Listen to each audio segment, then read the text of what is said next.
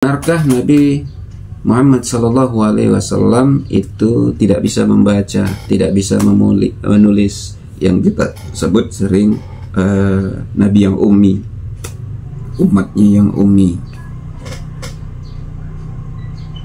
Ini di sosmed, di tulisan-tulisan di internet, ini jadi perdebatan juga memang,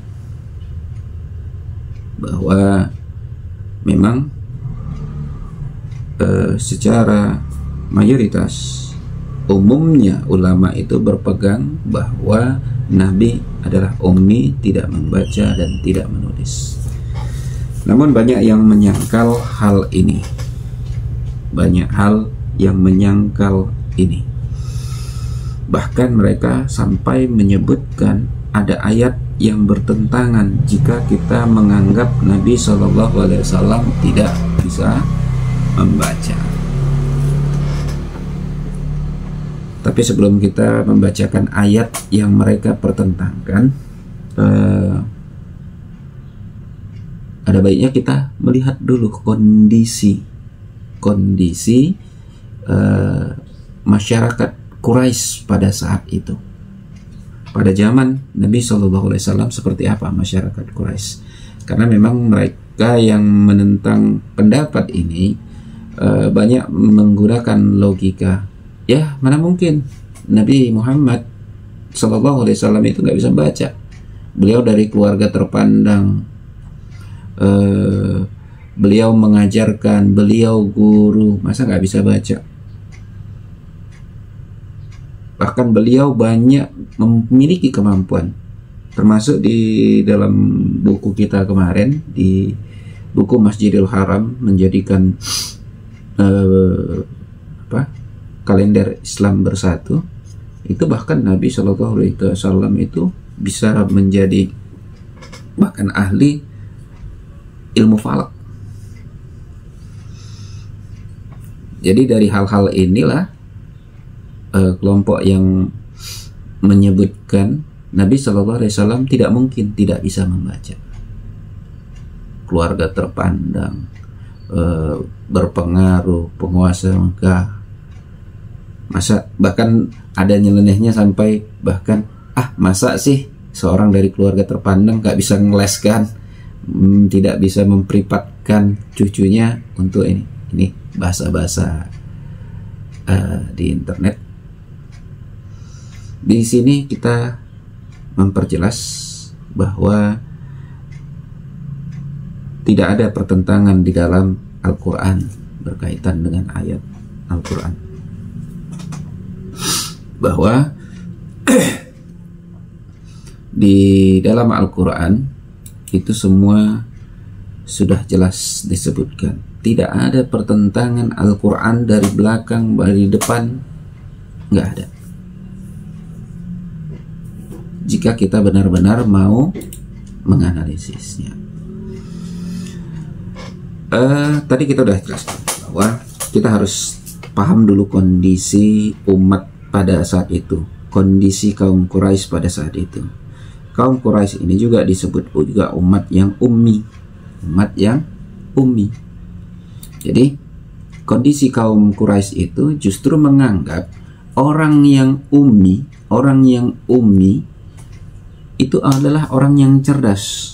Karena memang pada waktu itu kaum Quraisy itu kaum yang sangat menghargai penyair, bahasa. Jadi seorang penyair itu kecerdasannya itu ditentukan oleh umminya tadi. Dia nggak bisa baca, tapi dia bisa menjelaskan secara luar kepala. Sekali dengar dia bisa langsung mengembangkan, bisa merangkai kata-kata. Jadi orang yang cerdas tadi justru orang yang ummi. Sedangkan orang yang bisa membaca dan menulis itu di bawahnya lagi. Di bawahnya ini lagi, karena mereka mempunyai kemampuan mengingatnya itu nggak terlalu baik mungkin,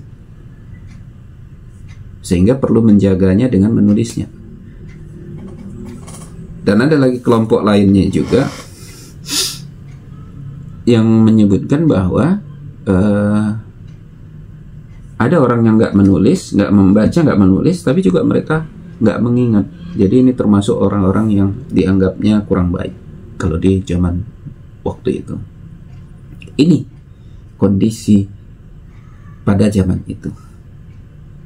Dan sebenarnya di zaman sekarang ini juga ini berlaku. Coba kita di kelas, coba kita seminar, coba kita belajar di kelas lah ya. Ada dosen, ada guru menjelaskan, ada pemapar seminar yang memaparkan. Hanya dia mengandalkan slide. Dia baca dari slide. Baru ada yang pemapar nggak pakai slide, justru dia jelaskan semuanya. Apa. Mana yang Anda pilih?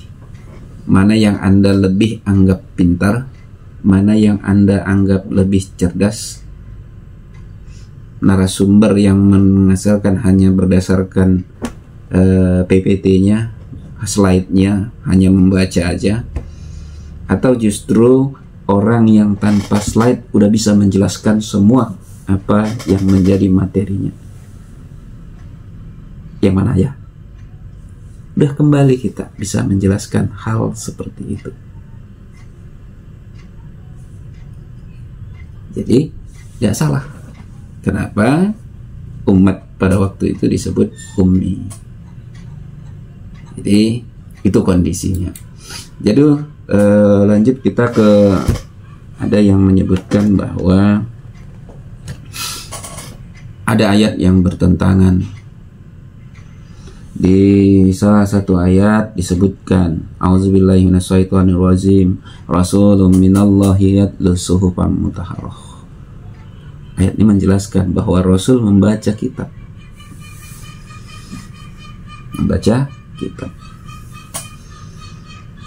Tapi di ayat yang lain disebutkan, wa ma kunta tatlu min qablihi minal kitab. Sebelumnya Nabi tidak membaca satu kitab pun. Ini kan yang mereka anggap itu bertentangan. Padahal kalau kita perjelas lagi bahwa ayat ini menggunakan kata yatlu, tatlu, yang berarti membaca.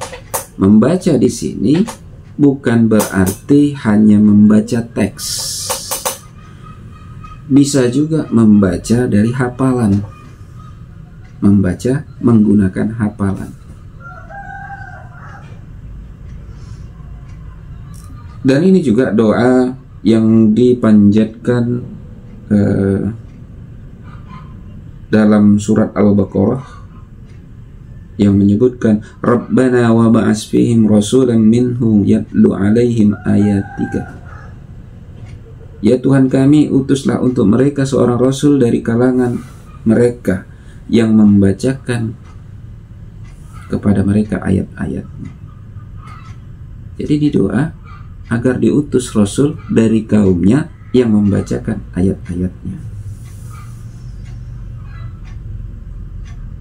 Dijawab lagi di surat Al-Baqarah 151. Kama arsalna fikum rasulan minkum yatlu alaikum ayatina wa yuzakkikum wa yuallimukumul kitaba wal hikmata wa yuallimukumul kitab wa yuallimukum ma lam takunu ta'lamun. Sebagaimana kami telah mengutus kepadamu rasul di antara kamu yang membacakan ayat-ayat kami kepadamu, menyucikan kamu, mengajarkan kepadamu kitab dan hikmah, dan mengajarkan kepadamu apa yang belum kami ketahui. Jadi yatlu di sini itu juga bukan semata membacakan kitab, tapi membacakan apa yang dihafal. Itu juga termasuk kata yatlu tadi. Jadi menggunakan yatlu itu bukan berarti hanya membaca teks, bisa juga membaca berdasarkan hafalan.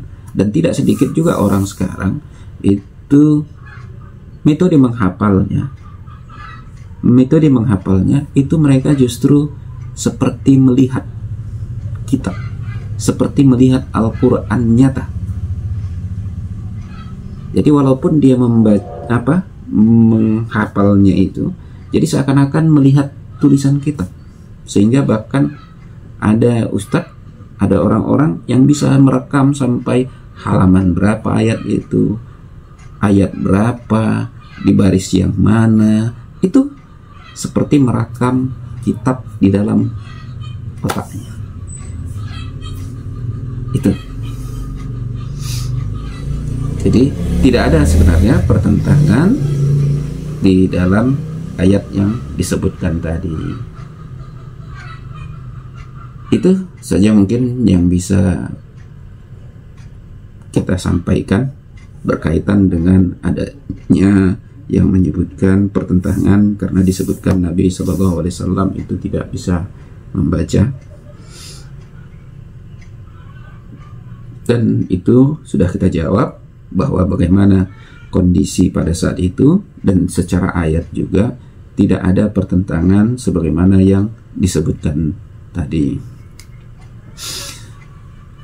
Di surat Ar-Ra'd ayat ke-30 itu sebenarnya juga lebih jelas menjawab yang ayat yang dianggap bertentangan tadi. Kazalika arsalnaka fi ummatin qad khalat min qabliha ummul litatlu wa alaihimul lazi auhayna ilaika wa hum ya'furuna birrahman. Seperti pengutusan para rasul sebelummu, itulah kami mengutus Nabi Muhammad SAW pada suatu umat yang sungguh sebelumnya telah berlalu, beberapa umat, agar engkau bacakan kepada mereka Al-Quran yang telah kami wahyukan kepadamu. Padahal mereka ingkar kepada Tuhan yang Maha Pengasih. Di sini juga menggunakan litatlu, agar engkau membacakan. Kalau dianggap Nabi bisa membaca, sepertinya ini seperti membacakan buku, kan? Seperti membacakan buku. Padahal kata litatlu di sini juga disebutkan litatlu apa yang kami wahyukan, litatlu wa alaihim allazi auhayna, yang telah diwahyukan. Jadi udah jelas. Jadi apa yang diwahyukan itu Nabi sampaikan, Nabi bacakan. Jadi ayat ini udah jelas langsung menjawab, tidak ada perdebatan, tidak ada pertentangan ayat yang disebutkan tadi. Itu mungkin yang bisa kami sampaikan pada kesempatan ini. Mudah-mudahan bisa menjawab pertanyaan tersebut dan bermanfaat bagi kita semua, khususnya bagi kami pribadi. Kepada Allah kami mohon ampun, kepada kita semua kami mohon maaf. Billahi taufiq wal hidayah. Assalamualaikum warahmatullahi wabarakatuh.